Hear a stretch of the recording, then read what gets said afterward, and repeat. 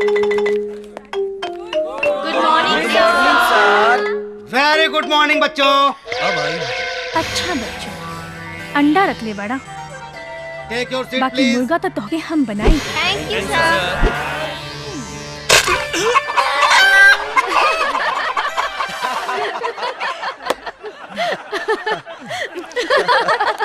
Shut up! कौन सी फटा?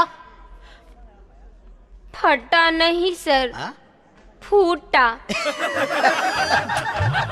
अंडा। अंडा? Shut up! हमारा क्लास में अंडा? सर, विज्ञान बहुत आगे बढ़ गई बा। कंप्यूटर के जमाना बा। मुर्गी के बदले मर्द मुर्गा अंडा दे सकेला। हाँ? में हमार गलती नहीं खे। ये हमरा नीचे अंडा रख ले भैया। हाँ सर। ना Shut up! हमारा नाम पेड़ा पाठक है, एड़ा पाठक नहीं। तुम्हारे सारे बदतमीजियों का अल्ट्रासाउंड एक्सरे हमारे पास है। उठो और जाकर इसे धो। गंदगी मत फैलाओ क्लास में। उठो, बदतमीज कहेंगे। Shut up!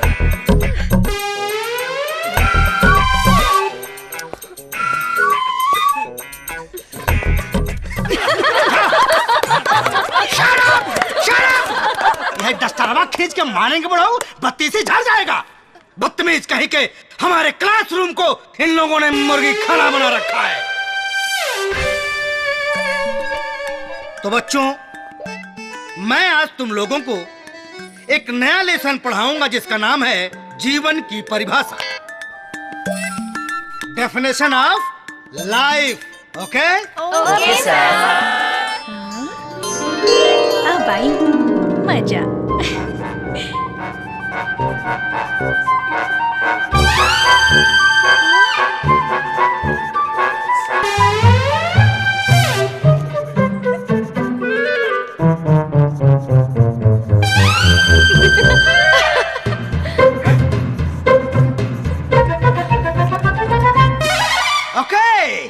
एक्सीलेंट सर।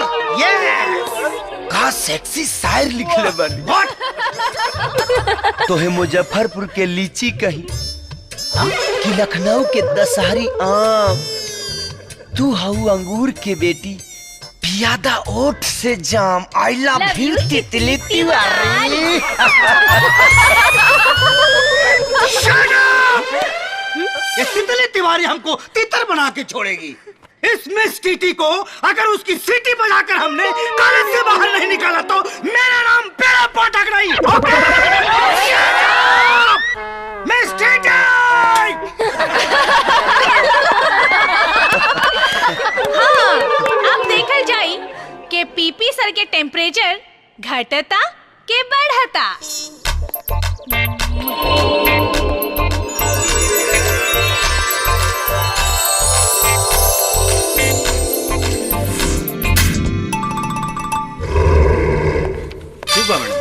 Miss TT! Miss TT! Yes, Mr. PB.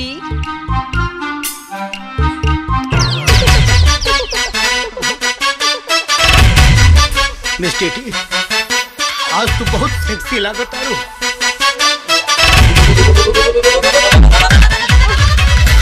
रहुआ भी बहुत हैंडसम लगता है। तारा के देख के लाज चुका।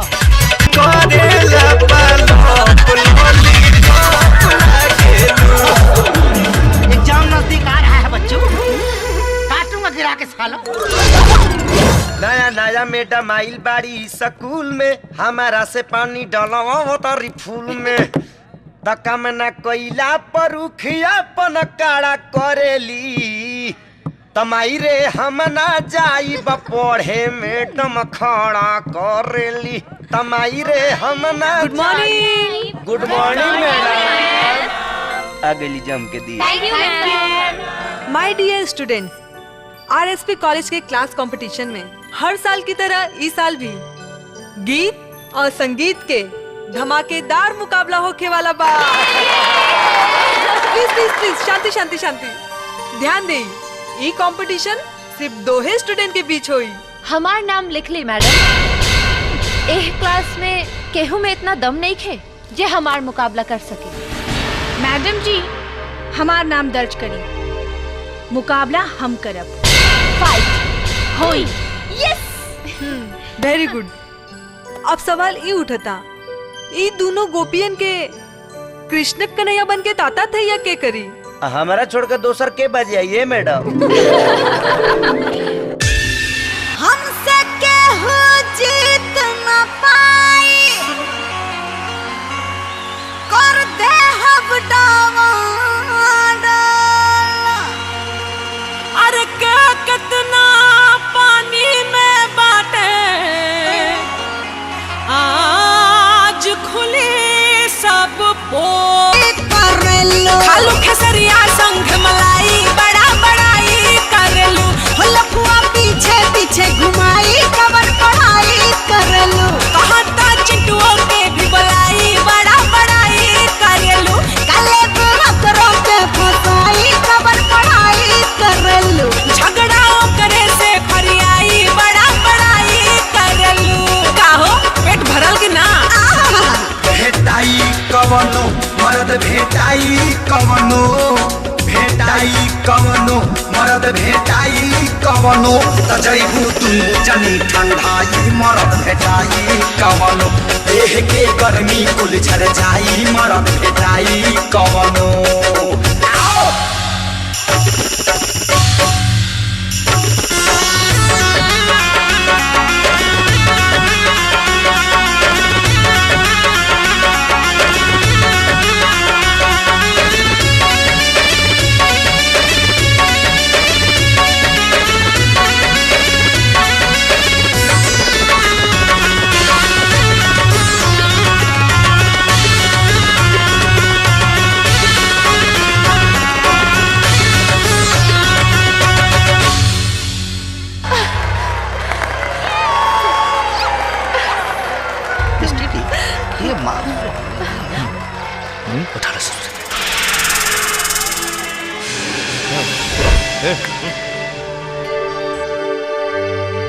तो बच्चों, अपने आरएसपी कॉलेज के क्लास के डांस प्रतिस्पर्धा में ऐसे तो दोनों लड़की कमाल का डांस कर ले बाड़ी, लेकिन अंक के हिसाब से विजेता तक खाली कोनो एक हुई। और आज के विजेता बाड़ी मिस शिवानी।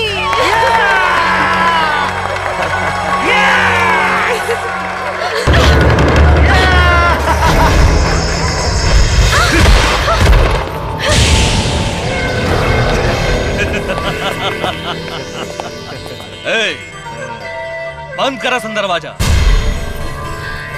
आज करोड़जा पुर्जा ढीला करत रे, दरवाजा खुला रख, वरना तोहनी लोगन के भागे के मौका भी ना मिली।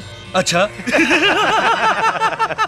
अरे मौका के छोड़, आज तो ऐसा चौका लगाई कि शेरनी के बोली छोड़ के सियारी नियन फेंकरे लगबे।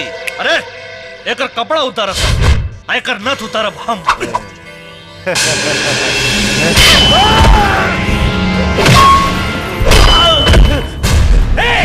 मारे लगे।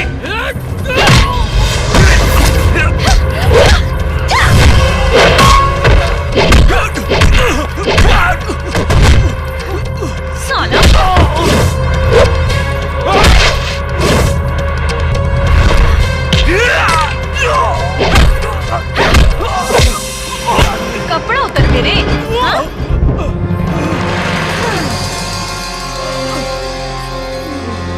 सुना?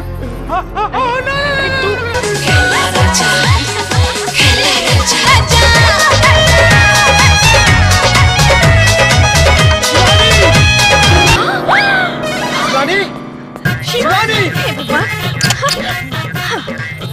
क्या गिरा? अरे गिरना! शिवानी! शिवानी! छोटा!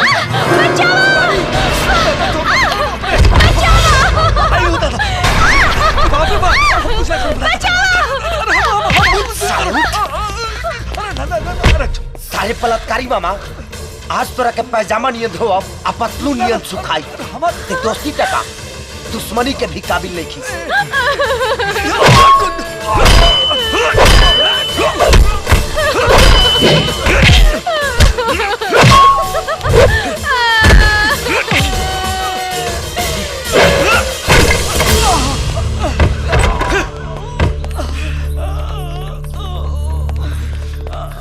शिवम, ये कौन सी देख रहा हूँ? सर, अयासी के गोबर पचामली कुकुर मुद्दा शिवानी के रेप कल चाहत रहा। ऐसा चेप देनी कि अब जीवन भर चमन परास चाट के अपन हड्डी मजबूत करी।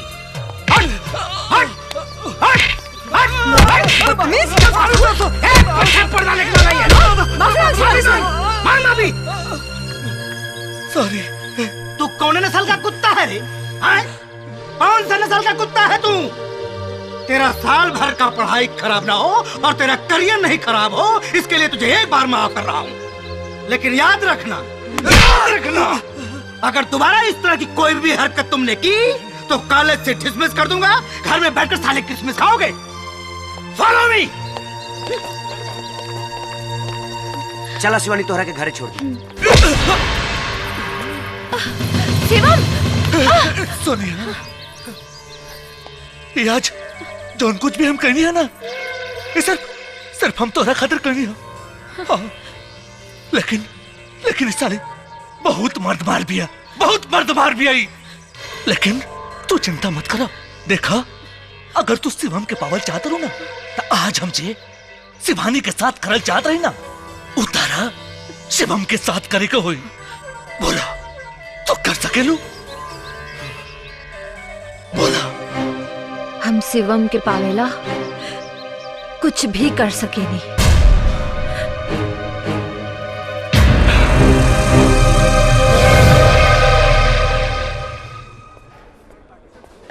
यहाँ के बाद दूसरा क्लास। और कुछ मैडम जी? ना, कुछ ना। तू भी ना। हाँ? हाय शिवानी। हाय।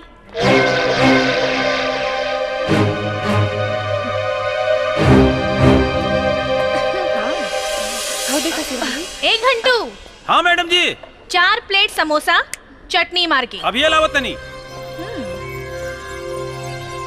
हाउ देखा अपन सती नहीं आगे, अभी से डेरा जमावले बिया।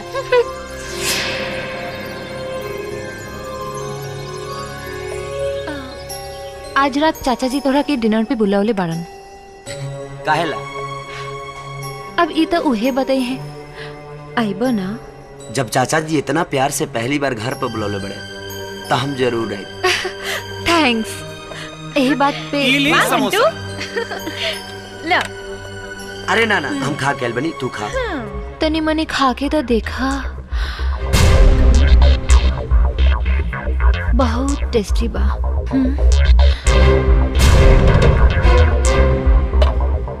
अरे तारा के तो जराबे की कोशिश करती है। जे दूसरा के जरावेला वो एक दिन खुदे जर जाला।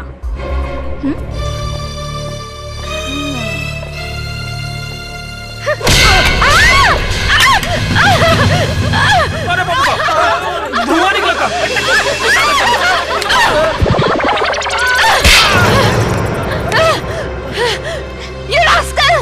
मैडम जी, एक थप्पड़ और मार ली, लेकिन पहले ये बताएं कि हमरा हाथ के झटका के मारला सब। बकवास बंद कर, ना तो लात मार दे। पूरा ड्रेस के सत्यानाश कर देलस। शिवम, हाँ? हम ड्रेस चेंज करे जाता हूं। जाके ना दे। बाप रे बाप, भागा हो, बम फूटे से बच गई। तो नकल करे के भी अक्ल चाहिए।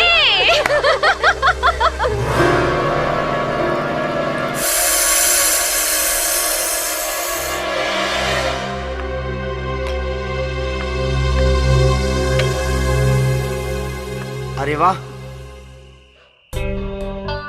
सोनिया, चाचा जी अभी लेना है नहीं? आ जाइए हन, इतना अगुताई काहे बाड़न? शरबत पिया।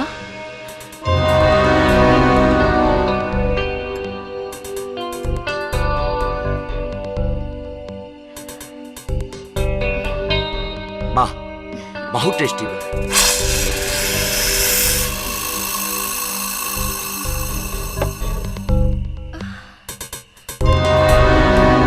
सोनिया, तारा कुछ होता का?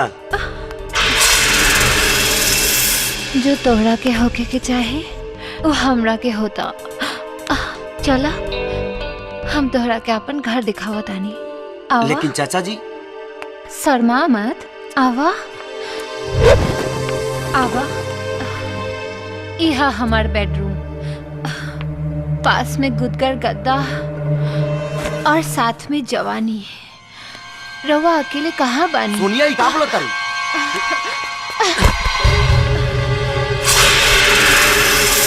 अब बोले के कुछ नहीं के, सिर्फ खोले के बा। तो हर दिमाग खराब हो गया। तो ठीक कर देना। सोनिया तू गलत करता रही। जौन शादी के बाद होके वाला बा, अगर वो पहले हो जाए तो हमें गलत का बा। फालतू बात मत करा। तोहरा के सिर्फ हम अपन दोस्त मानी ले और कुछ ना। एकर मतलब तू हमरा से प्यार ना करेला? बिल्कुल ना। लेकिन हम तोहरा से बहुत प्यार करेले और आज तोहरा के भी करे के पड़ी।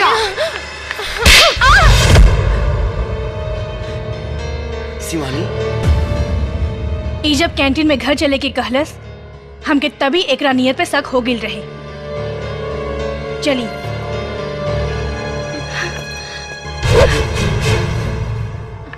प्यार के मतलब हवस ना होला, प्यार के मतलब होला इंतजार, जे प्रेमी जन्म जन्मांतर तक करेला। शिवानी, हमरा के माफ कर दो। केहू के स्वार्थ में आके एगो औरत के मर्यादा भूल गई नी। शिवम सिर्फ तोहार है और हमेशा तोहार ही रही। You made for each other. Thank you.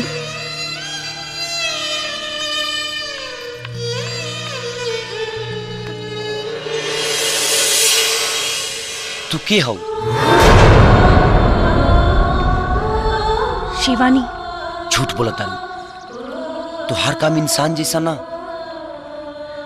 देवी जैसन बा। तू जरूर कनो देवी हो।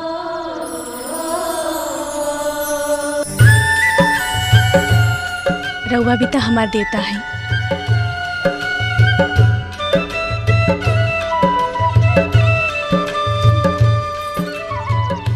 एकर मतलब तू संस्कृत में प्रेम, उर्दू में इश्क, हिंदी में प्यार, अंग्रेजी में लव, अब भोजपुरी में जिया भी रउआ साथे, मरब भी रउआ साथे। अरे जिया हो हमर करेजा।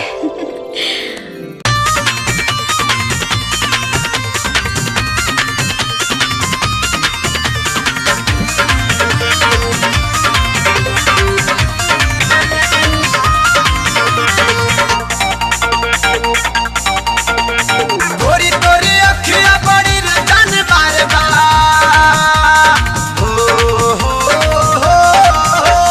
गोरी तोरी अखिया बड़ी रतन मारबा। उठावा पे ललकी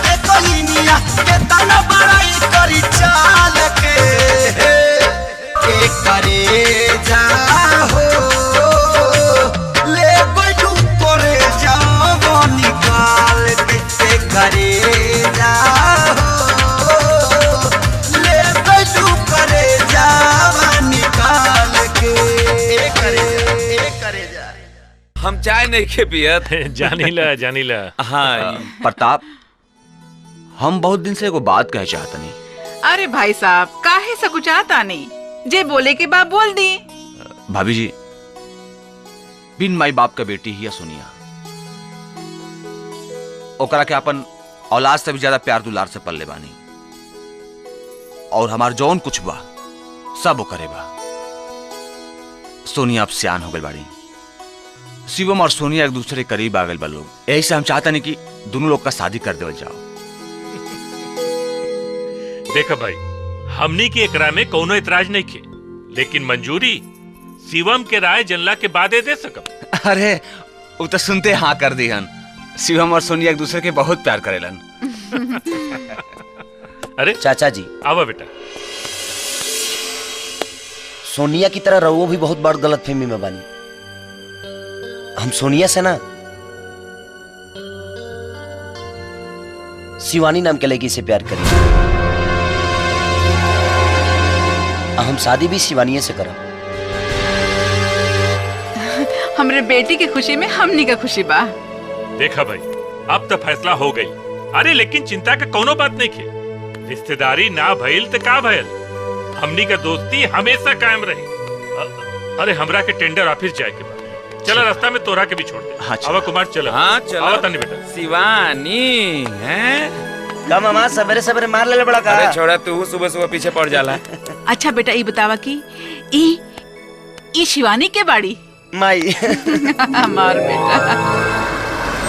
चलो कुमार, आवा जी।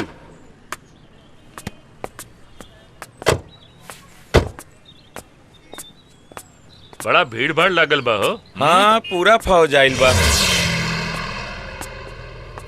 आई आई जीजा जी, आई आई बैठी। प्रणाम। बहुत लमहर उम्र बा, कुछ देर पहले हमनी रउआ के ही याद करत रहनी हा।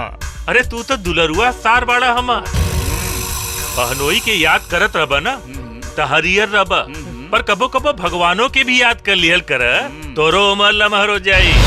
जीजा जी टेंशन मत ला, हम तोहार मौत के बादे मरब। यहाँ भी शुरू हो गए। नमस्कार। हाँ नमस्कार। प्रताप सिंह आइए, यहाँ साइन कीजिए।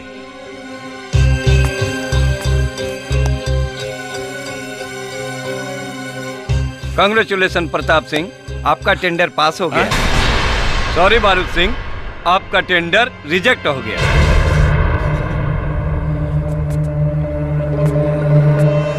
जैसन नियत वैसन बरकत। चलो कुमार।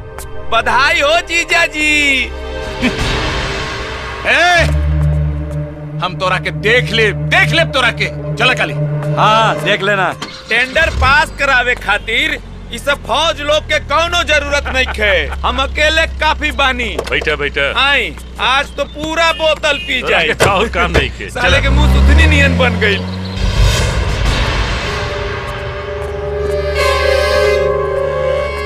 बाबू साहब, प्रतापवा भले ठेका जीत गए, लेकिन जिंदगी हार जाई, काहे कि हम ओकरा गाड़ी के ब्रेक फेल कर देले बानी। शाबाश मूसा शाबाश, लेकिन सारे के टाइम बहुत सही चल रहल बा।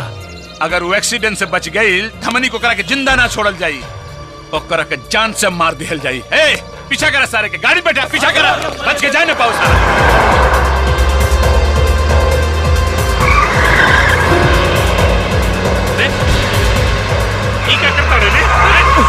ब्रेक फेल हो गई। ब्रेक फेल हो गई। बाहर के साइड में ब्रेक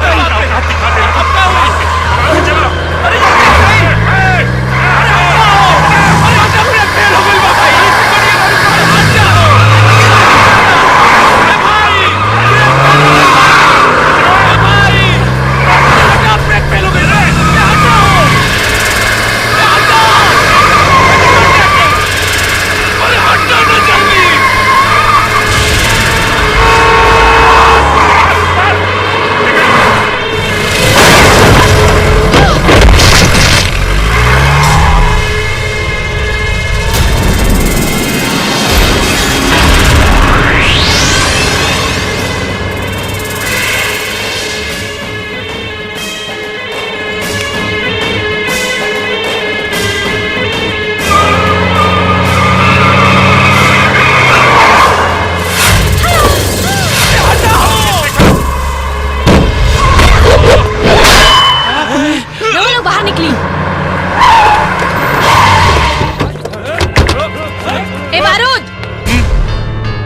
वापस लौट जो।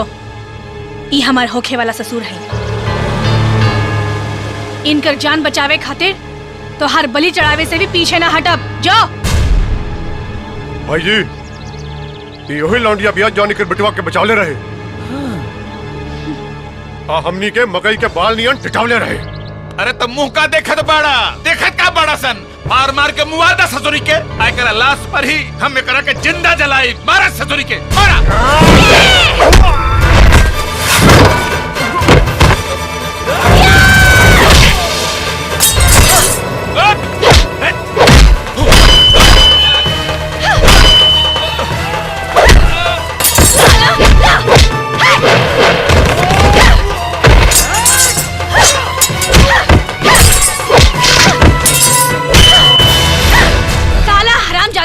आज तोहरा के अरे भाग रे, भाग भाग भाग साला भाग गई ससुर। अरे जान बचाए के बाद में देख ले साले के। हम बहुत भाग्यशाली बनी बिटिया, जवन माँ दुर्गा के रूप में तुम्हार दर्शन हो गए। हाथ जोड़ के हमके पाप के भागी मत बनाई बाबूजी। राउर आशीर्वाद ही हमार शक्ति बा। हमके आशीर्वाद दी कि राउर बहू बन के मरते दम तक राउर सेवा करी। कहीं तू उहे शिवानी तो नानो बड़ू जैसे हमार बेटा शिवम? जी हम उहे हैं। अपना बेटा के पसंद पर हमरा नाज बा। तू ही हमरा घर के बहू बनबू। शर्मा गईली। अरे ई का सुनता नहीं, तू जाता रू? हाँ। कहाँ? दिल्ली, अपन मामा के पास। इरादा बदल द।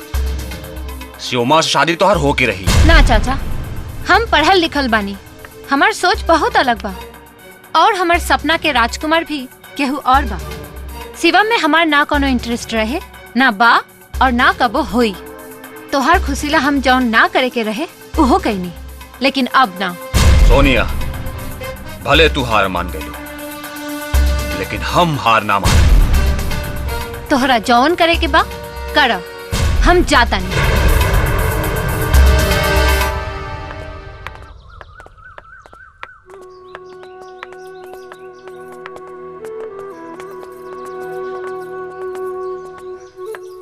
प्रणाम माँ जी। सुखी रहा। बाबूजी प्रणाम। प्रणाम मामा जी। हाँ हाँ, खुश रहिए। ठीक बा शिवम, हम जाता नहीं। अपन ख्याल रखिए हो और शिवानी के खुश रखिए।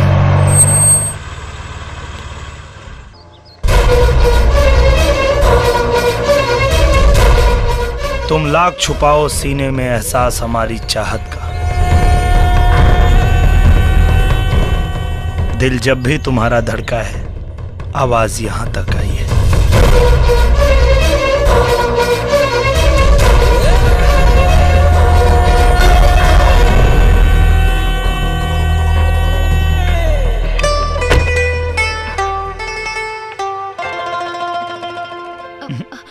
कुछ कहे की जरूरत नहीं है। किसी शायर ने खूब कहा है, कोई दीवाना कहता है, कोई पागल समझता है, मगर धरती की बेचैनी तो बस बादल समझता है।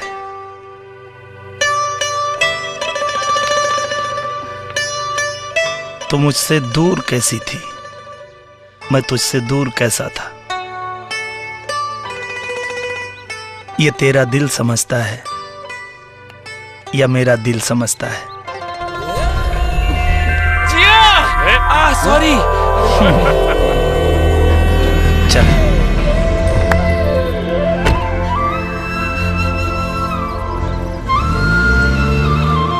प्रणाम बारो सिंह जी, प्रणाम। अरे आवा चाचा आवा। अरे बैठा बैठा। का हो मनोहर, सुनली है तोहार लंगोटिया यार तोहरा इज्जत का लंगोटा फाड़ देले से। वही के चुस्त दुरुस्त करे खातिर तोरा से दोस्ती के हाथ मिला गए बानी। तोहार दुश्मन हमरो दुश्मन बन गइल बा। हमारा कुत्ता के आगे हड्डी फेंके के तनिको शौक नहीं खे, लेकिन सोचा तानी तोहरा के एगो मौका दे दी। तब पता चली कि तोहरा दांत में मजबूती बा कि ना। अरे हम आदमी तनी दूसरा किस्म के बानी। खुशी के बाद जब मातम होला ना तो हमरा को बहुत मजा आवेला। अब की ममहर से नेवते में दीदिया के सौतन खातिर साड़ी ना, भगना खातिर कफन जाई कफन। इस समझ ला कब हमारा अंदर का असली शैतान जागे वाला बा।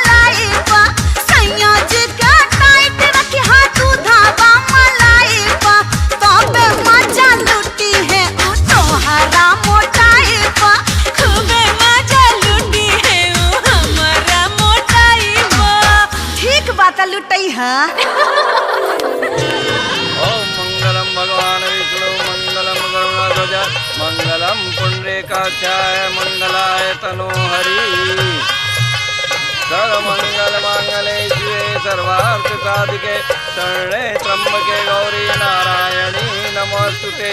अब फेरा संपन्न हो गई, वर वधू बैठ जाएं।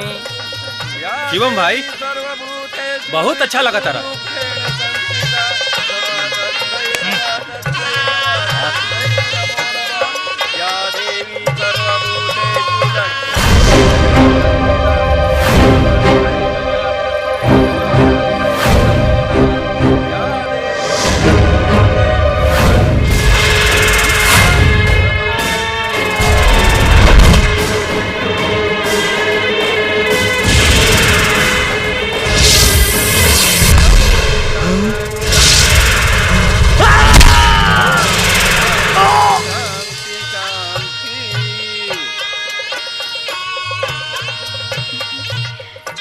कन्या के मांग में सिंदूर भरा।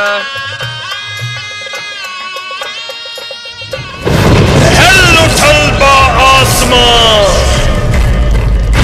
फट गइल बा जमीन, हमरा तप और शक्ति से बचबी ना नागिन।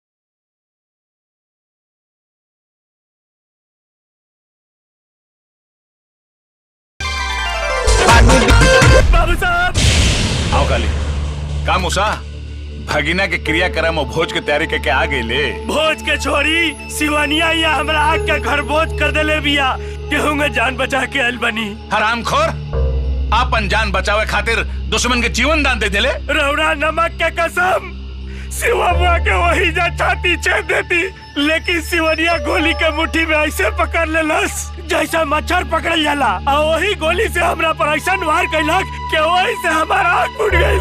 खूब कहानी बनौला सी। ई कहानी ना, ई सच्चाई है। सिवनिया कोनो साधारण औरत नहीं के, ओकरा के मारल हमरा बस के बात नहीं के बाबू। चुप ससुर डरपोक चुप। भाई जी वो शुरू से शिवम्बा की रक्षा करा दिया, अगर ओकरा के मारे के बाद तो पहले सिवनिया के मारे का पड़ी। अरे काली वो मरी जरूर मरी, पहले ओकरा जड़ के पता करा, जड़ के।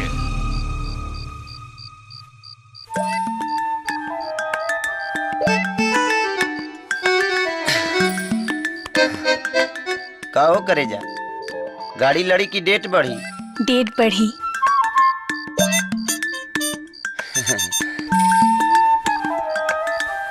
हाँ? अरे अयो असली मल कहाँ बारे?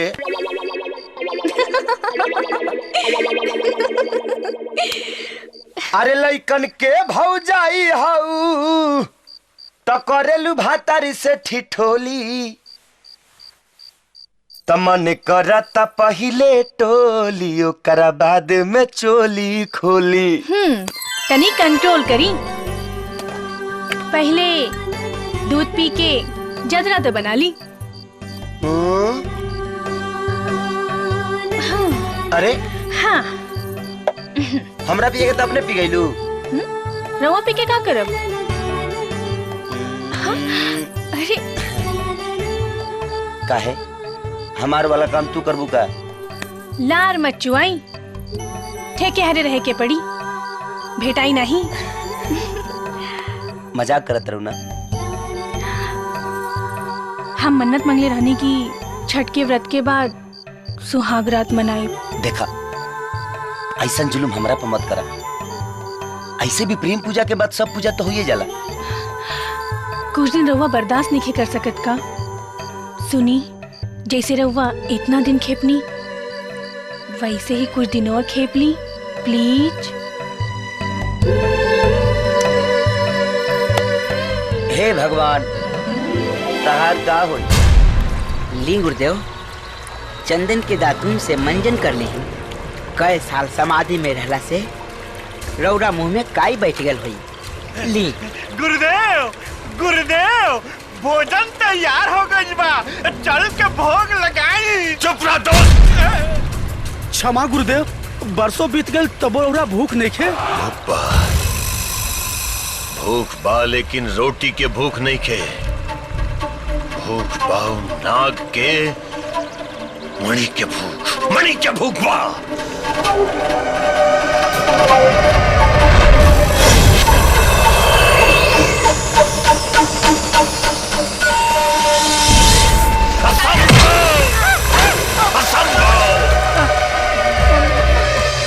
गुरुदेव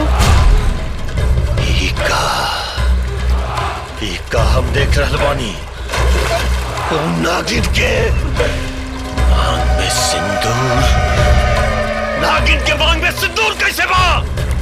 बाकी ये कैसे हो सकेला गुरुदेव? उ नाग के हत्या रउआ अपना शुभ हाथों से कैले रानी। आई जाओ गुरुदेव।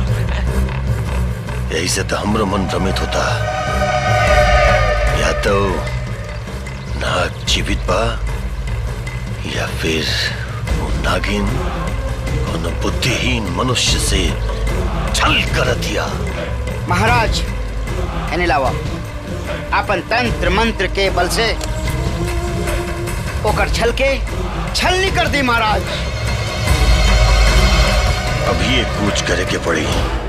छोड़ा सा, छोड़ा हमरा के। अरे कौन है वो सारा तू निकले? छोड़ा सा, छोड़ करेगी ना। का रे बुढ़िया, वो सिवनिया तोर पाप के नतीजा हिया कि तोर मरद के नादानी के निशानी। तोरा मौत के कहानी हो। बुढ़ारी में जबान चलावता रे। अरे कुत्ता, महतारी बराबर औरत पर हाथ चलावता रे। सुअर के पेट से जन्मल हुआ का? ढेर जबान चलाओ ले ता जान से मार दे। सही तरीका से बता कि सिवनिया कौना नाली के गिड़ा हियो।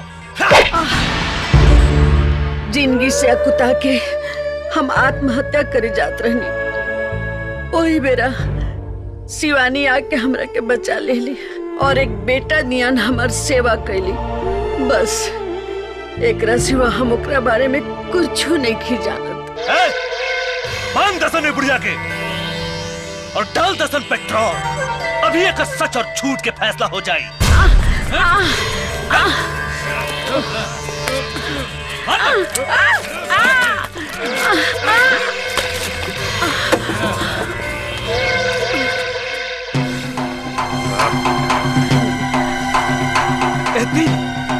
और तोर मौत के बीच में बहुत कम दूरी, सीधा तरीका से सच्चाई बता दे।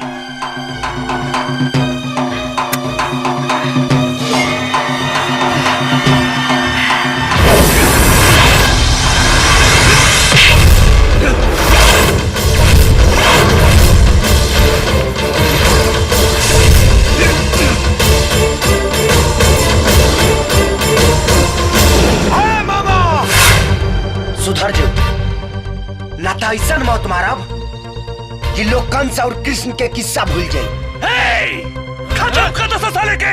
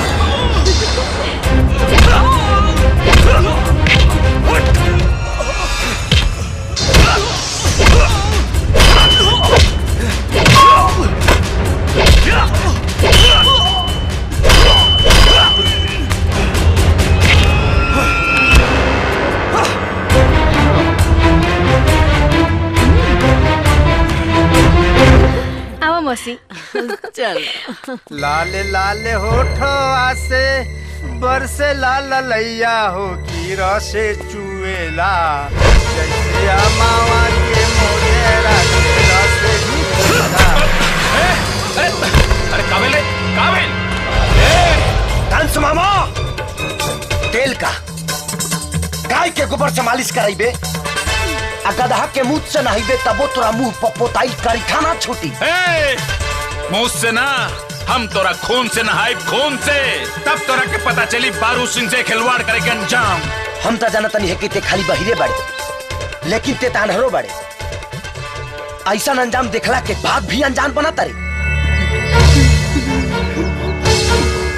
बहुत घमंड बा, बहुत घमंड बा तोरा अपना ताकत पे, बहुत घमंड बा। घमंड ना भरोसा बा। अगर घमंड रहित ना तब तोर भाई जिंदा ना रही, अगले जहन्नुम में पहुंच गल रही। जहन्नुम में तो हम तोरा के पहुंचाइब हम। बहुत कलह ले, अगर दोबारा ऐसा गलती करबे ना तो चीर के रख दे। ऐसा जगह से चीरब कि न सुलेसर से सताई और न सुई से सियाई।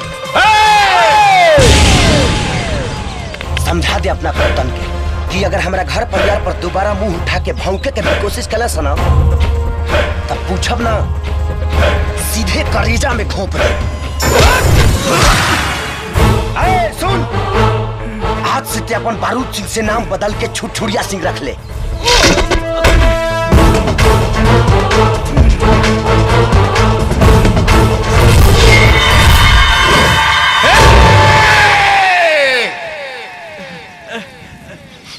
कमालू। हाँ बोल कमालू। गुरुदेव कौन सी कुकुर नहीं और सुंगता नहीं। कहा है कि गुरुदेव के नकिया में कीरी काटतिया। चुप बुड़बक, कीरी तो नीचे काटेला। कीरिया निचवा से सड़क के नकिया मांगल हुई। चुप मूर्ख। गुरुजी के नागिन के दुर्गंध आ रहा बा। अब उ नागिन हमनी से ढेर दूर नहीं खे। जब नगिनिया निरवे आ गइल बा तो चिंता कौना बात के। अब चलत चलत हमार पाँव फूल के पुआ हो गइल बा। अब गुरुदेव तनी विश्राम कर लेवल जा। विश्राम के नाम बाकी है। विश्राम के नाम लेवे तो तोने के यहाँ पे सदा खातिर विश्राम करा दे। गुरुदेव क्षमा करी, पूछ कइल जाए। ना कुछ ना, यही कही अपन ना देखब। आपन कसम पे कायम रहब। हाँ बस। और रउआ चली। धर तो सब सत्यानाश करके धा देला। जो न रे बुर्बक, हमार दारू के सत्यानाश कर दिले। सब सत्यानाश कर दिले। हमार दारू खत्म हो गई। अब हम कापी बाबा जी के घंटा।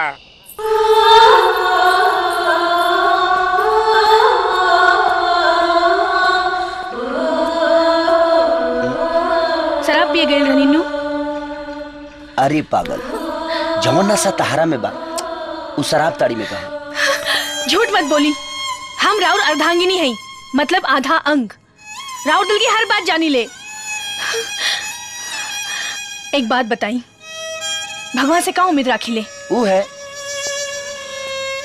कि भगवान जौन भी करी है हमारा खती अच्छा ही करी है। फिर जब रउआ गलत करब तो हमरा के निक कैसे लागी? और हमार भगवान तो रउवे नु है। अगर रउआ की लागत आ क्या अपन तन से दूर रख के हमरा और दिल दुखावत आनी तो ठीक बा। खुश होली।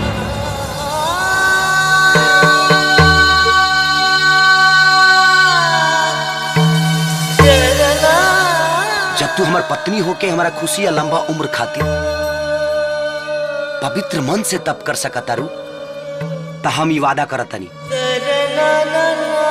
कि तहर पवित्रता कायम रखो।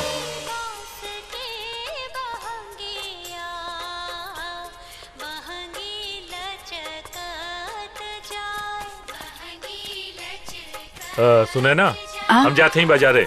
अच्छा, पूजा का सामान सब याद से ले आई। कोनो चीज भुलायब जिन? हाँ, आज तक तुम भूलते रही ना, याद दिलावत है।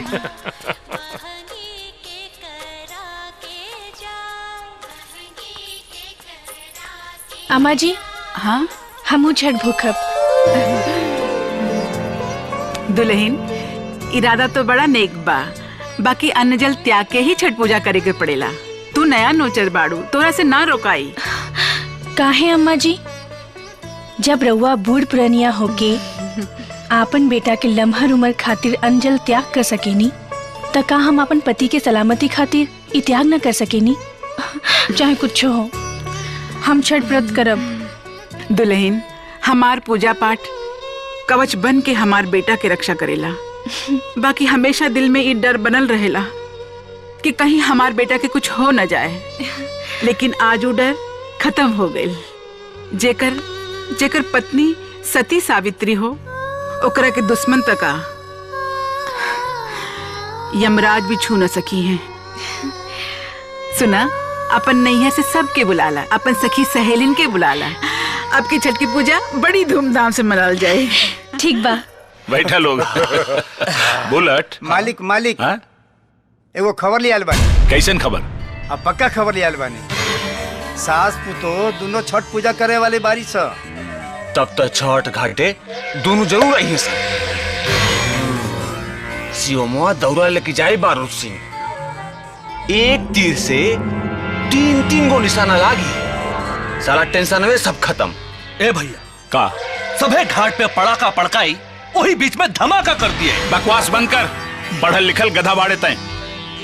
अरे छठ मैया बड़ी जागता हैं। सांच की सब औरतें जाप करी हैं सन। अगर उन्हनी के पुण्य हमनी के पाप पे भारी पड़ गई ना तो सब गुड़ गोबर हो जाई। सुना, सुबह कारक खत्म होते ही ओकनी के जीवन लीला खत्म हो जाए के चाहे, लेकिन वार शेर नियर ना, सियार के चालाकी नियन होके के चाहिए। हाँ ए भाई तू एकदम निफिक्र रहो। एक काम तू हमरा पे छोड़ दो। एगो बटन दबाए और सारा खेल खत्म हो जाए। छठ भैया हमने के मनोकामना जरूर पूरा करी है। जय हो छठ भैया, जय हो छठ भैया।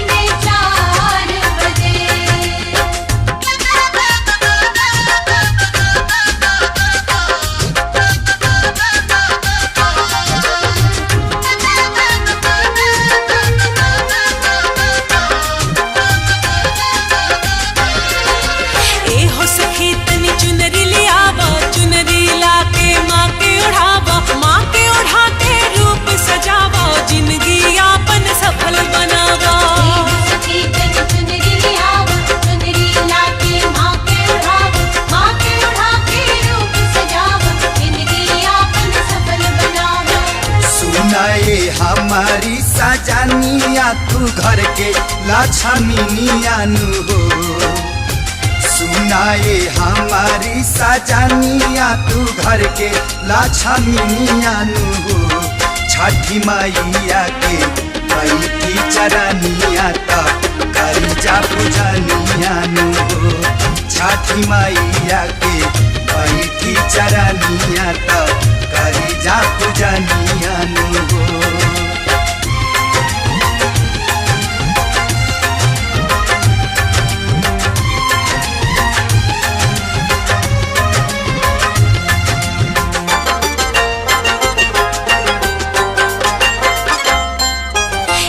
सखी तनी कलसा ले आवो, कलसा गंगा जल से भरावो। कांच कसैली पान चढ़ावो, आवो घी के दीप जरावो। सखी तनी कलसा ले आवो।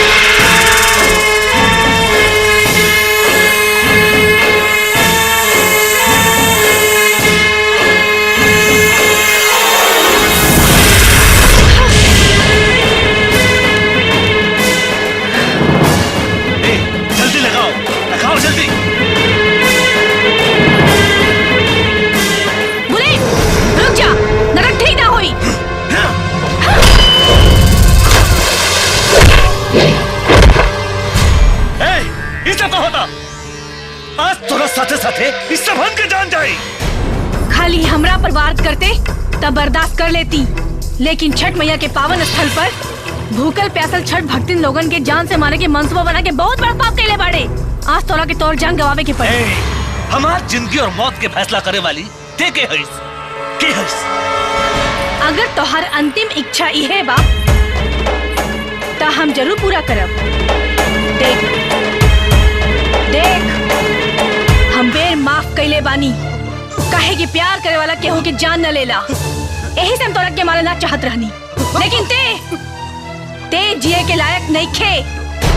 आज तो हर मौत तय बा। तुम्हारा एकदम गलती ना हुई, माफ करता हमरा के।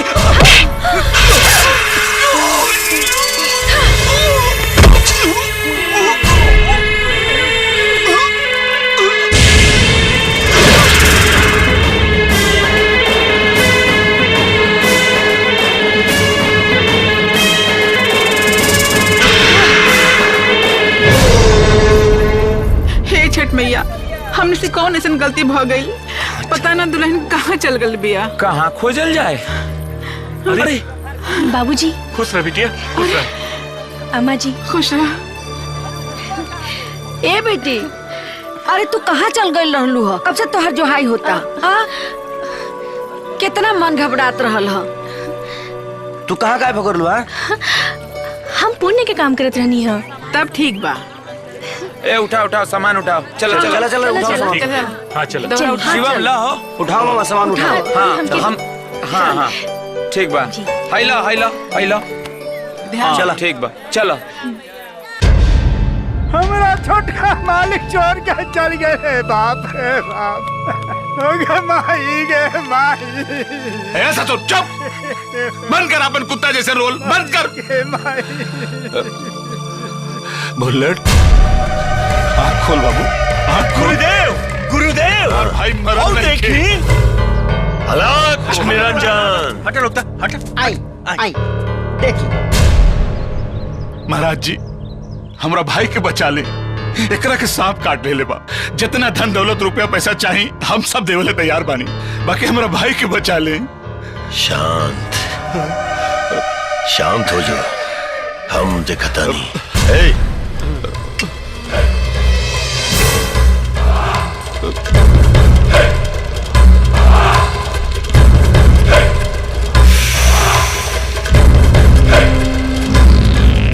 इच्छाधारी नागिन के काटल बा।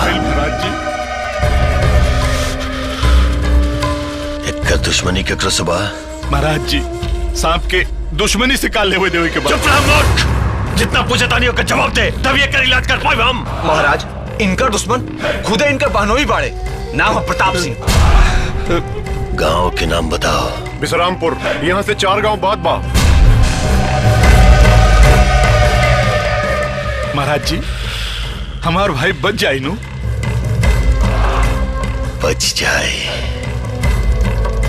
बच जाए लेकिन वक्त लागी जी। एक काम करो तू लोग। हाँ एकरा केरा के पत्ता में लपेट करके हमरा डेरा पर लेकर के आओ। ठीक बा महाराज जी। हम बचाई वेकरा हम। हाँ लेके आओ तानी।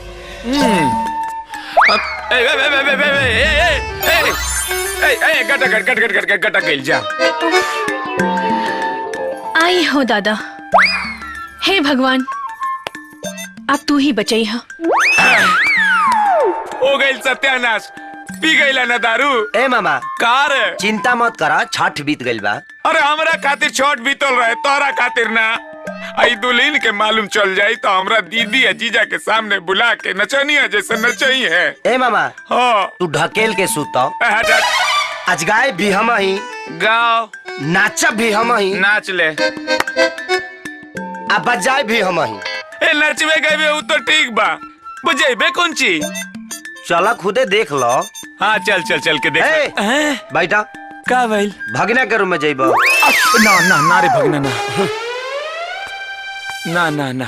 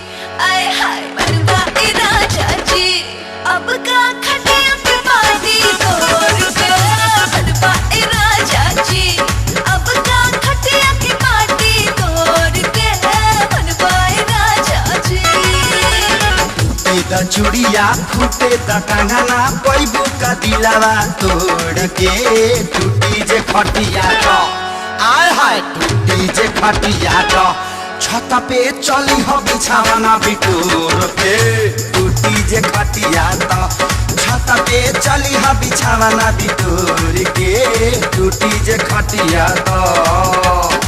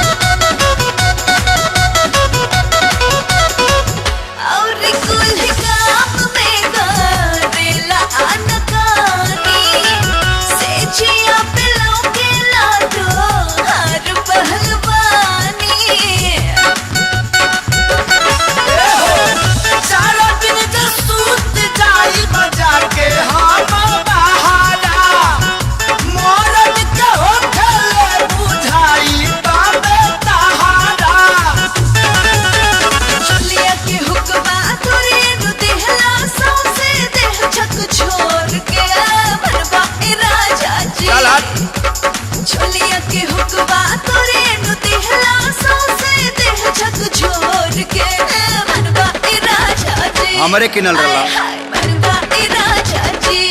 अब का खटिया के पार्टी तोड़ के मनवा राजा जी अब का खटिया के पार्टी तोड़ के मनवा राजा जी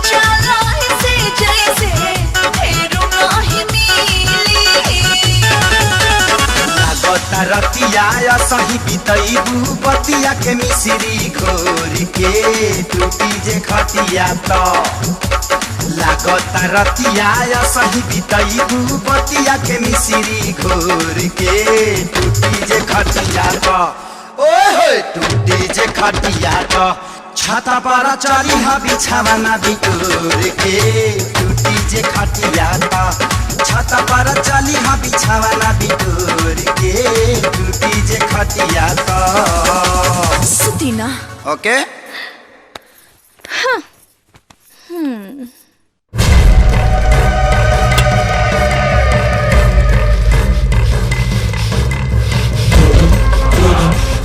हलाक निरंजन निरंजन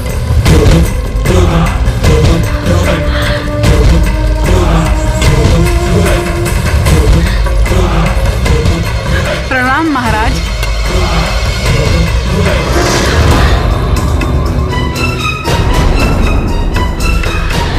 ये पाखंडी अभी ले जिंदा बा? ये कैसे हो सकेला? अरे ऐसे का देखा तानी महाराज? ई घर परिवार पे फैल रहल महामारी के। महामारी? कैसन महामारी? ई घर में एक आदमखोर एक चाधारी नागिन के पास बा। महाराज ये कलयुग है। हाँ, पुराने जमाने के नाग नागिन की कहानी तो हम बहुत सुन ले हम कोनो कहानी ना अटूट सत्य बता रहल बानी। माते गुरुदेव भांग धतुर बांटे वाला फटीचर बाबा ना हुई। 30 साल घनघोर तपस्या करके अद्भुत शक्ति प्राप्त करने वाला महान आत्मा अघोरीनाथ जी। हम कुल के रक्षा करे के चाहता नहीं और तू ठिठोरी कर रहल बारू।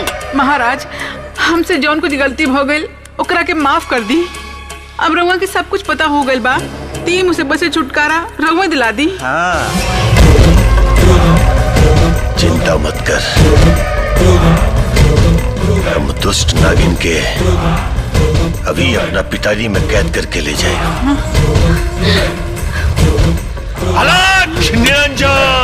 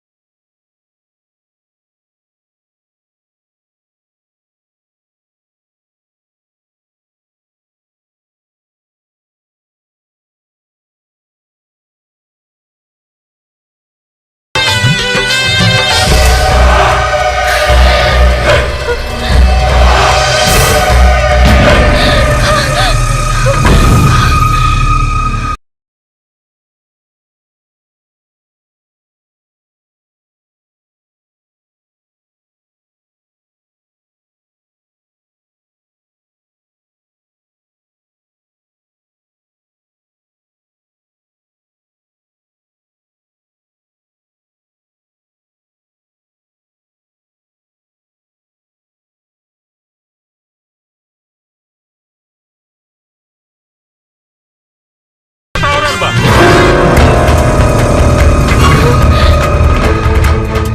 वह शरीर, वह शक्ल सूरत, नाग के पुनर्जन्म, लेकिन ये बात के छुपा के रखे के पड़ी। सुने ना सब का हो रहल बा? सुनी जी, ये बाबा अघोरीनाथ बाड़न। बाबा ये हमार पति और ये हमार बेटा और वो हमार भाई। जी प्रणाम।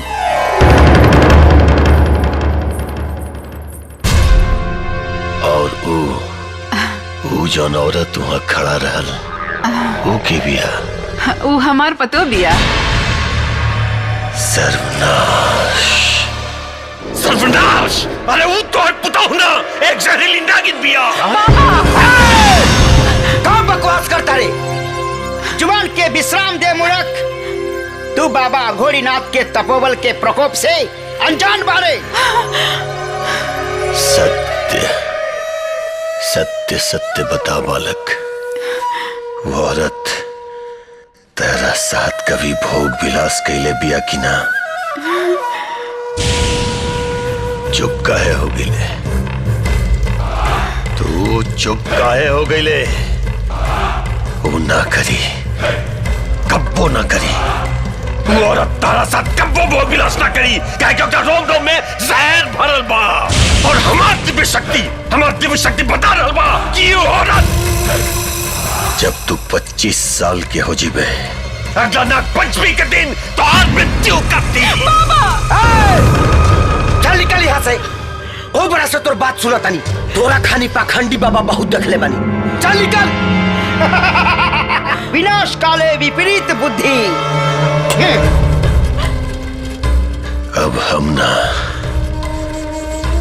ना तू सब हमरा पास आइबे।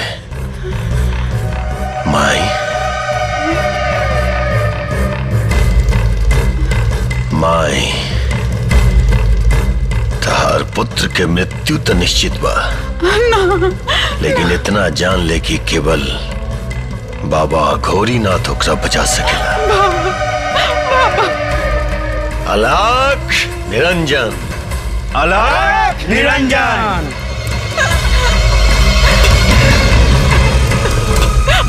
भाई, दुनिया कहां से कहां चल गई? आ तू ये पखंडियन के फेरे में पड़ल बड़ू। शिवानी, शिवानी। हाँ? का बात बा? बड़ा टेंशन में बाड़ू। ऐसा लगता कि हम रउआ से बिछड़ जाए। अरे शिवानी, तुहे चिरकुट बाबा सन के फेरे में पड़ल बड़ू। कहीं अम्मा बाबूजी ओकरा पे विश्वास करके हमके घर से निकाल दिए तो? आगे कुछ मत बोलिए। तू नागिन तक अगर कुछ भी उकबू ना तो हमारा परवाह नहीं है। तोहरा के कहियो ना छोड़ब, अपना सीना से सटा के रखब।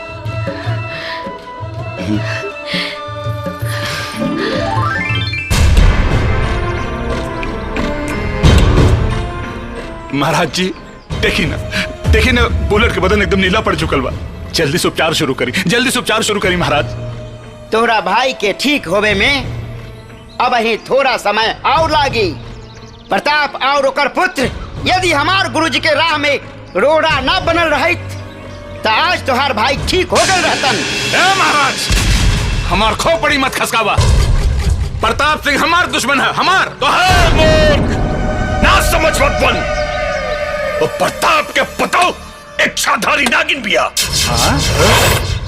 और वह तोर भाई के डसले बिया। हाँ, सगरी माजरा समझ में आ गई भाई जी। शिवानी इच्छाधारी नागिन हिया, यही से ससुरी इतना ताकतवर बिया। ए काली, हम अपना भाई के बचावेला दुनिया के कोनो ताकत से लड़ सकीला। महाराज जी, रहुआ अपन पूजा पाठ शुरू करी। हम अब ही जाके ओकरा छोटा पकड़ के घसीट के लिए आवतानी। अपन क्रोध के ज्वाला के शांत कर मूर्ख, शांत कर। तू ओकरा और ओकर परिवार के अगर जरा भी आघात पहुंचाए ना, सर्वनाश कर दी। तू सबके सर्वनाश कर दी। वो इच्छाधारी नागिन के केवल घोड़ी बाबा अपन वश में कर सकेले और करब और वह तोर भाई के जिंदा करी। अरे वो तो है पुता हुना एक जहरीली नागिन बिया।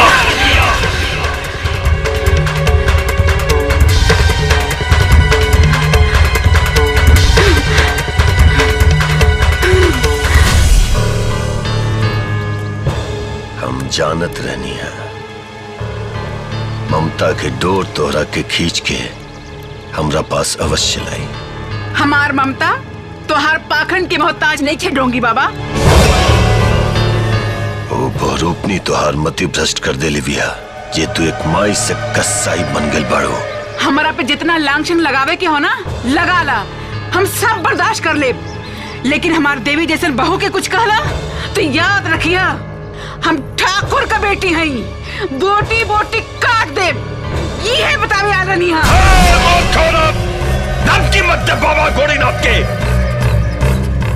तू हमरा ताकत से अभी ले अनजान बाड़ी। तोहार बहुत देवी ना एक इच्छाधारी नागिन भी आ। देख देखी देखी बालक के मृत्यु सैया पर पड़ल बा। एकरा तोहार देवी रूपी नागिन ही डसले भी आ।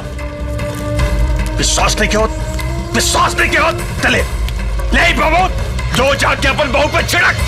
कुछ देर खाते तो हर बहू अपन असली रूप में आ जाए, नागिन के रूप में आ जाए। सोच मत मूर्ख औरत, सोच मत। काल नाग पंचमी बा।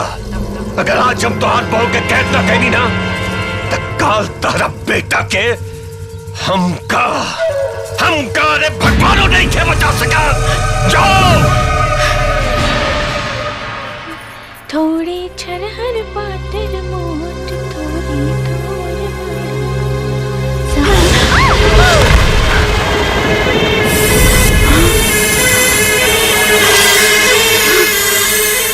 नागिन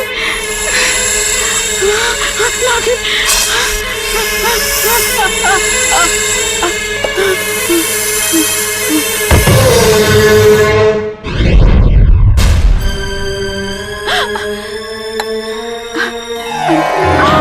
अम्मा जी, हमार सेवा सत्कार में ऐसन कौन कमी रह गल रहे जे रउआ ऐसन कहनी। जब देखी लेनी हो तो सुनियो ली, हमार असली रूप वहे हो। डेराई मत अम्मा जी, हमरा और पतो है और पतो ही बन के रहब। अपन घर परिवार पे कबो आँच न आवे देब। हमार बेटा हमार जिगर का टुकड़ा हो, हम ओकरे बगैर जी ना सकब। तो हमार बेटा के छोड़ दा। रवा कैसन बात करत आनी? हम अपन पति के कैसे छोड़ सकेनी? तू एक नागिन हो और हमार बेटा एक मनुष्य। तू दोनों का मिलन असंभव हो। हम तोरा के हाथ जोड़त है, हमार बेटा के जान बख्श दा। रवा हमरा के गलत समझतानी। लागता रवा की सब सच्चाई बतावे ही के पड़ी। सच्चाई?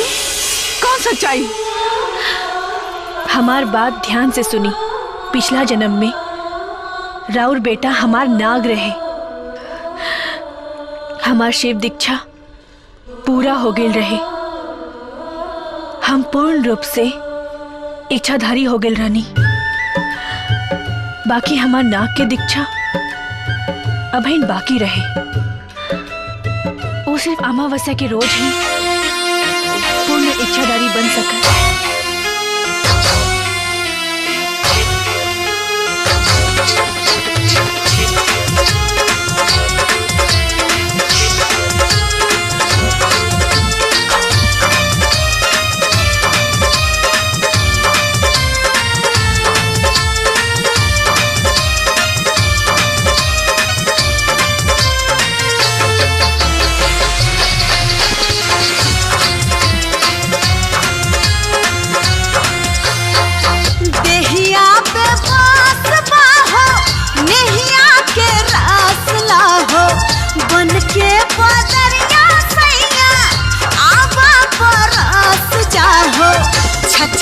जवानी के जमीन राजा कोरवा में कसला। छछने जवानी के जमीन राजा कोरवा में कसला। रवि बेजरिया डोले सना ना सना न सना बोले हमारो मनवा में अब तो हो खाता हौले हौले मौसम बा बहुत हो सीनाए रानी कोरबा में आ जा मौसम बा बहुत हो सीनाए रानी कोरबा में आ जा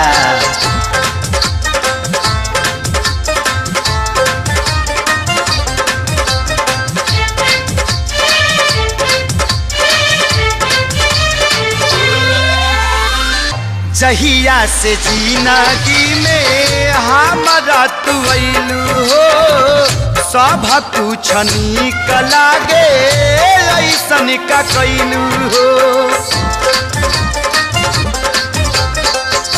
जहिया से जिंदगी में हमारा तू अइलू हो सब कुछ निक लागे ऐसन का कैलू हो जैसन सोचनी वैसन पैनी भगिया हमरो जागल बा दिल ई दीवाना भइल बा हमरो प्यार में तोरे पागल बा पतरी का मरिया लचके सर से ओढ़निया सर के ताकेलू जब हमारी ओरिया धक से करे जा धड़के आई कब मिलाना के सुदीना ये रानी कोरबा में आई जा छछने जवानी के जमीन राजा कोरबा में कसला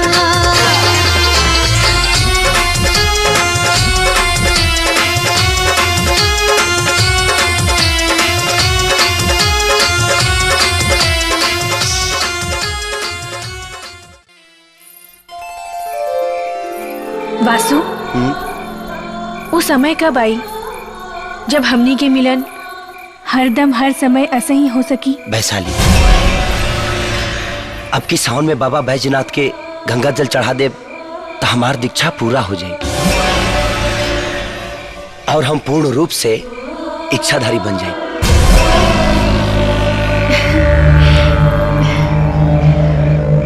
वासु हमके वासु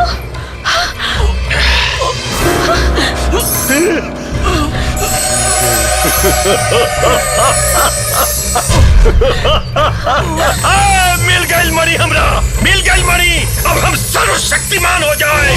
वैशाली मणि छीन ले दुष्ट से गबरू एकरा मणि मिल गई तो तबाही मचा दो घोड़ी ना दुष्ट नागिन मणि वापिस कर दे हमरा मणि वापिस कर दे नाटक जवन गति नाग के खेले बनी ना उससे भी भयानक मौत देवता दो भयानक मौत स्वयं के भगवान मत समझ नीच पापी न तो ऐसा दुर्गति करब कि मौत ला तरसबे और सारी जिंदगी तोहर करेजा कापत रही। वासु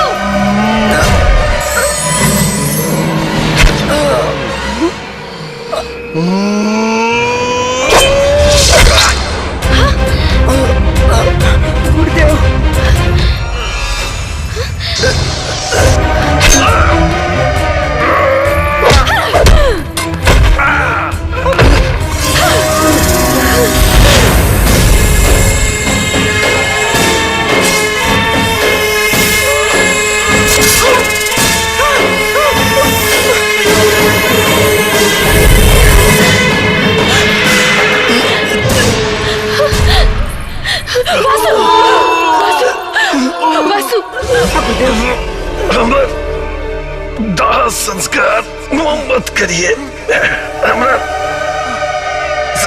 समाधि में स्थापित कर दिए पूर्ण शक्ति प्राप्त करके हम पुनर्जीवित होके आई। गुरुदेव हमकी माफ कर दिया जन्मों जन्म के मिले के वचन तोड़ के जाता नहीं। ऐसा मत बोली हम अपन प्राण दे दे बाकी रहो के कुछ ना होके दे। वैशाली मौत से ही सिर्फ अधम शरीर नष्ट हुई हमनी के प्रेम जन्मों जन्मांतर तक जीवित रही वासु वासु अपन आँख खोलो वासु वासु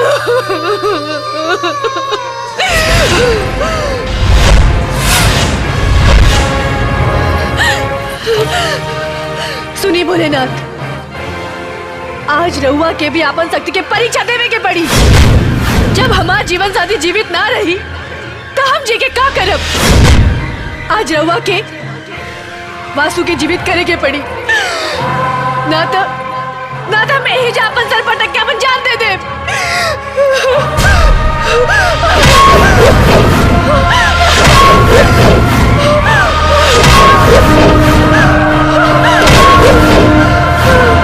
रुक जा वैशाली, तोहरा नाक के अकाल मृत्यु भइल बा। बाकी ओकर पुनर्जन्म हमार भक्तिन सुनाना के गर्भ से एगो साधारण मनुष्य के रूप में हुई। ओके अपना पिछला जन्म के बारे में कुछ याद ना रही। वासु की रक्षा 25 साल तक करे के पड़ी, तब जाके नाग पंचमी के दिन तोहनी के तन के मिलन हो सकी।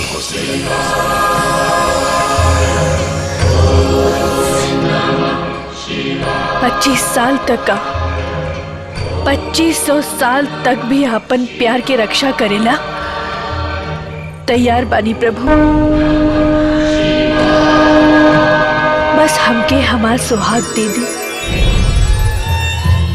अब रउवे बताई, हम अपन पति के कैसे छोड़ दी।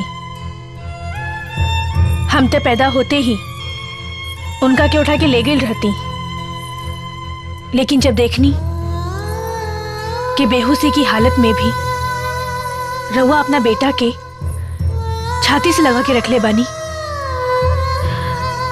तो हमार मन बदल गई। हमके अपन स्वार्थ खातिर ममता में हृदय के पुत्र वियोग में तड़पावल उचित न लागल। वही दिन हम सोचनी कि राउर ममता के आचर के अपन सर के पल्लू बना के राउर पतोह बनब।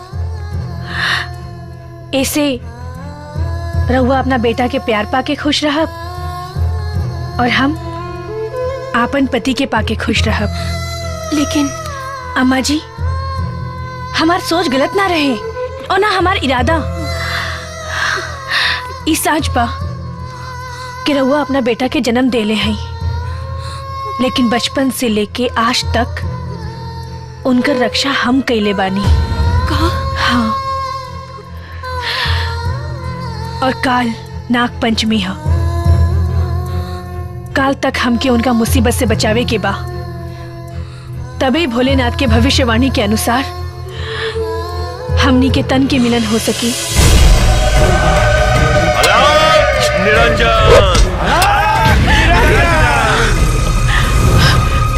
नागिन, कहाँ बॉडी बाहर निकल। आ गई बा घोरीनाथ तोहरा ले जाए खातिर। अम्मा जी, वो शैतान आ गई और ना बाबूजी घर में बाड़े, ना मामा जी, ना राउर बेटा। आप सब कुछ रवे संभाले के बा। हाँ, वो पाखंडी के घर में मत घुसे दी, ना तो अनर्थ हो जाई। हम अब यहीं जाके करके भगावता नहीं। देख ले अपन बहू के असली रूप। हाँ, देख लेनी। अगर ते हमार काली का रूप नहीं के देखल चाहत तो चल जो यहाँ से। बकवास मत कर। अगर हम चल गई तो तोहर बेटा नरक चल जाई। मार दियो का नागिन, मार दी। मंजूर बा।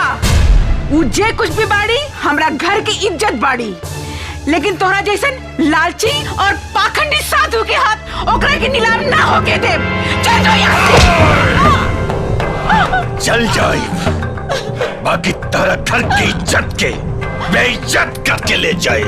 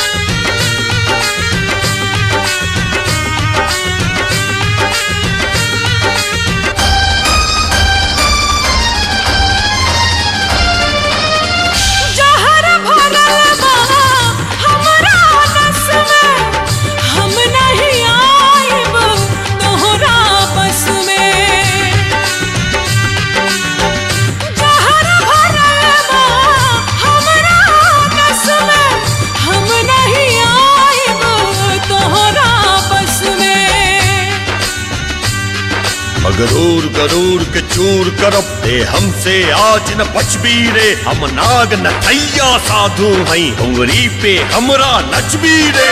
असर करी ना हम पे जादू भागी यहाँ से ढोंगी साधु। ऐसा न झटका मारब के संभार न पाइबा हम हई नागिन। हम हई नागिन तो सपेरा हमसे पार न पाइबा हो। हम हई नागिन तो सपेरा हमसे पार न पाइबा हो। कितना मरबा जादू मंतर फूकब हो जाई छू मंतर।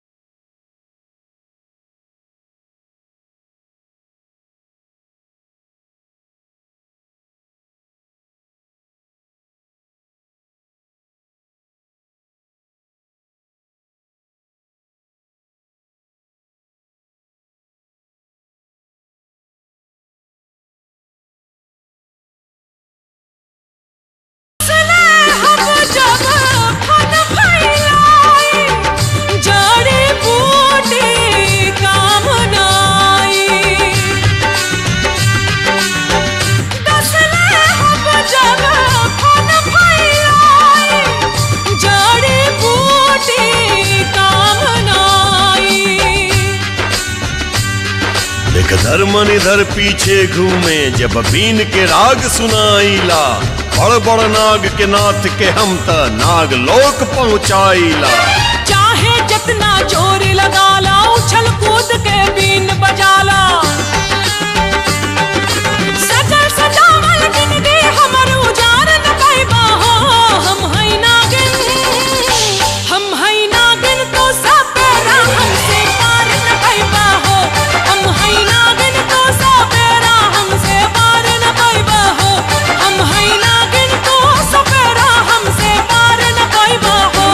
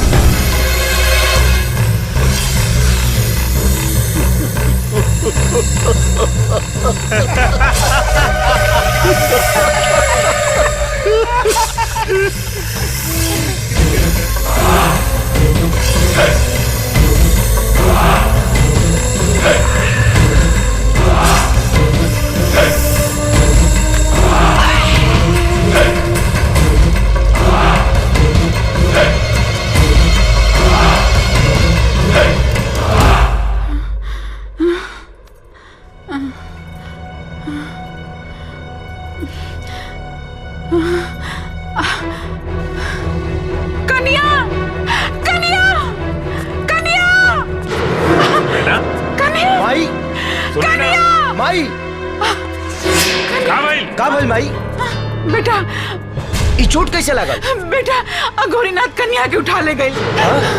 बेटा आज अपना खानदान के इज्जत का सवाल है। अपना हौसला का ताव तेज कैला बेटा। हमके हमार बहू लाके दे दा। तोरा दूध के क्रिया माई खून के दरिया पर लाश के पुल बांध के तोरा बहू के सही सलामत लाई। मूर्ख नागिन, ई जंजीर हमरा तंत्र शक्ति के कवच से बंधल बा। जितना छटपटाइबे ना उतने ऐठात जेबे तू। बता दे उ नागमणि का पता बता दे। अघोरी तो हर तन सिर्फ आदमी के बा, बाकी मन कुत्ता के बा।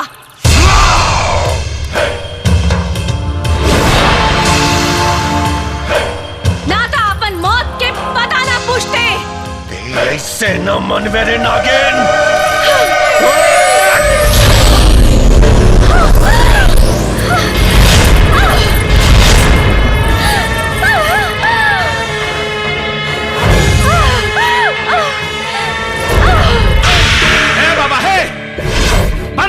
जिम्मेदारी गिरी।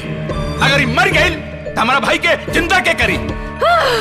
हमरा काले में बाधा मत डाल मोट। बारूद सिंह जंजीर खोला, हम तोरा भाई के ठीक कर दे। रुक जाओ, ये आजाद होके छल कर दिया। माणिक के पता बता दे, मैं तब मौत तोहार पता ढूंढ ली। जल्दी बता। आपन जान दे दे, बाकी तोहारी मंसूबा कबू पूरा ना होके दे।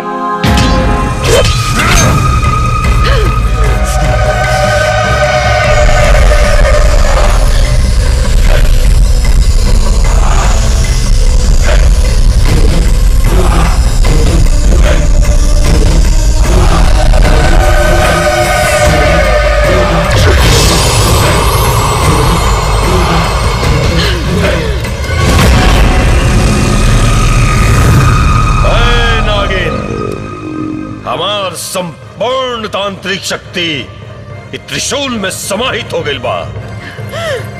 अभी भी समय बा, बता दे मणि के पता, बता दे। चाहे कुछ हो कर ले, बाकी मणि तो हर किस्मत में नहीं खिया गोरीनाथ।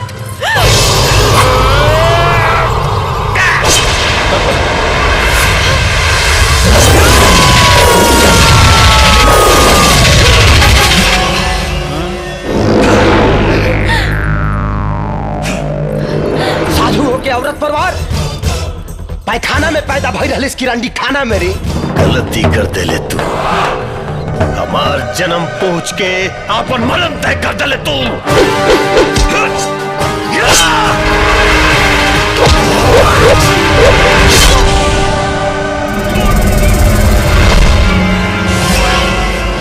बारोद सिंह, एकरी के मौत पे ही हमने के जीता, मिटा दे दुष्ट के। अरे मुंह का देखत बड़ा, मारा सारे के, मारा।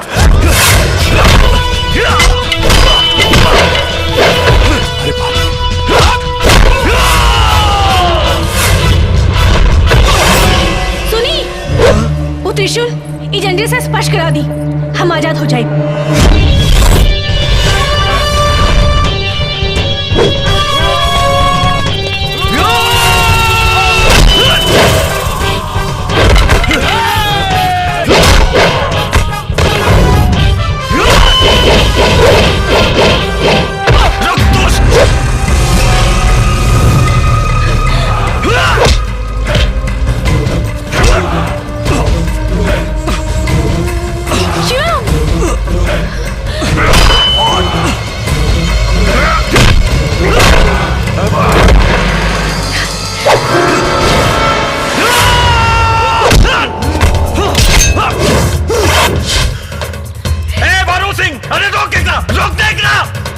अगर इन्हें गिनी आजाद हो गई ना तो क्या हो गया ना छोड़ी। घेर ला सारे के, घेर ला।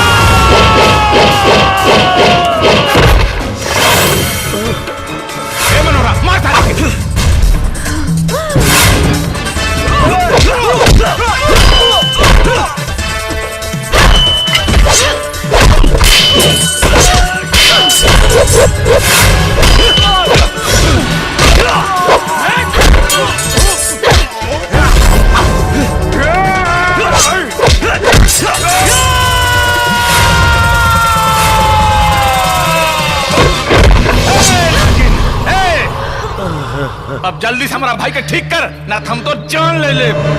साफ चपाट बाड़े ते मनी हासिल करे खातिर अघोरी तोहरा के हमरा खिलाफ इस्तेमाल कैले बा। बुलेट मर चुकल बा, ई ना हो सकेला।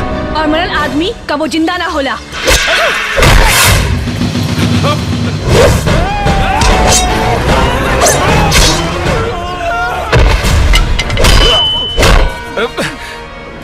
ए घोरी,